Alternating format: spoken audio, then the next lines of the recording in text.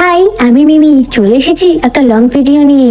সকালে উঠে ফ্রেশ হয়ে এক কাপ চা খেয়ে নিলাম, দেন বসিয়ে দিলাম রান্না। আর আমার মনে হয় রান্নার মধ্যে সবথেকে কঠিনতম পার্ট হলো এই মাছ ভাজা। রান্না কমপ্লিট করে আজকে একটু হেয়ার কাট করেছিলাম, প্রায় অনেকটাই চুল আমি কেটে ফেলেছি। আর আমার বাবা কিন্তু আমার হেয়ার খুব সুন্দর করে কেটে দিয়েছে।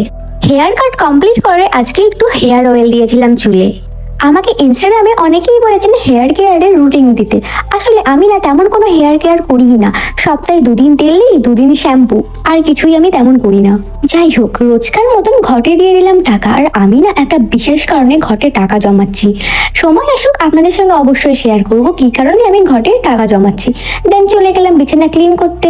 বিছানা ক্লিন করতে করতে একটু নিউজ শুনছিলাম, আর আজকের নিউজটা শুনে না মন পুরো হ্যাপি হ্যাপি হয়ে গেছে। কারণ ভারতীয় সেনারা নটির জঙ্গলি ঘাঁটি উড়িয়ে দিয়েছেন। এর থেকে ভালো সুখবর একটা ভারতীয়ের কাছে আর কি বা হতে পারে। যাই হোক, একজন ভারতীয় নাগরিক হয়ে আমি ঠাকুরের কাছে প্রার্থনা করব ভারত যেন জয়লাভ করে।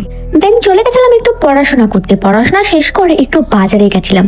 আমার যেহেতু বাজারের খুব কাছেই বাড়ি, তাই আমার কোনো কিছু কিনতে হলে কোনো অপেক্ষা করতেই হয় না, সোজা যখন ইচ্ছে তখনই আমি কিনতে পারি। আর আজকে আমি একটু কন্ডিশনার কিনেছিলাম। দেন বাড়ি এসে একটু ফ্যানের তলায় বসেছিলাম, কারণ বাইরে ছিল প্রচন্ড রকমের গরম। গরম লাগছে বলে ফ্যানের তলায় ঘরে বসে থাকলে তো আর হবে না, ঘর ক্লিনও তো করতে হবে। তাই চলে গেলাম ঘর ক্লিন করতে। ঘর ঝাড় দিয়ে ঘরটাকে সুন্দর করে মুছে নিলাম এবং চলে গেলাম ঠাকুরের বাসন ধুতে। আমাকে ইনস্টাগ্রামে আপনারা অনেকেই বলেছেন, ও মিমি তুমি সব কাজ একা কেন করো? দেখুন, আমার বাড়িতে সবাই হচ্ছে স্বাবলম্বী, আর আমি হচ্ছি একজন স্টুডেন্ট। যেহেতু আমি স্টুডেন্ট, আমার যোগ্যতা বা বয়স কোনোটাই হয়নি জব বা কাজ করার জন্য, তাই আমি স্কুলে আর টিউশনেই যাই, আর বাকি টাইমটা বাড়িতেই থাকি।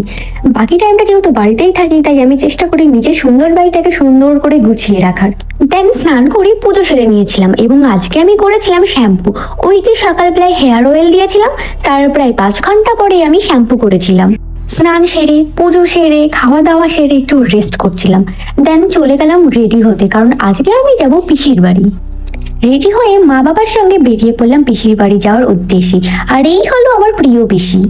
আর এখানে গিয়ে তমসের সঙ্গেও মিট হয়ে গেছিল, তাই একটু রিল করে নিলাম। আর এই আমার বাবা বললো আমাকে কি ভিডিওতে নিবি না? আর একটা বাবাই পারে জানেন তো সব মেয়ের আবদার মেটাতে। আমার বাবাকে দেখুন কি সুন্দর আমার ব্যাগ নিয়ে যাচ্ছে। এদিকে পিসির বাড়িতে গিয়ে আরেকটা কাকুর বাড়িতেও আমরা ঘুরতে গেছিলাম।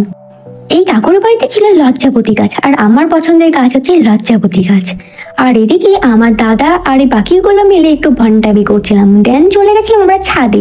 আর আমার দাদাকে দেখুন কেমন পোজ দিচ্ছে, বলছে ছবি তুলে দিতে।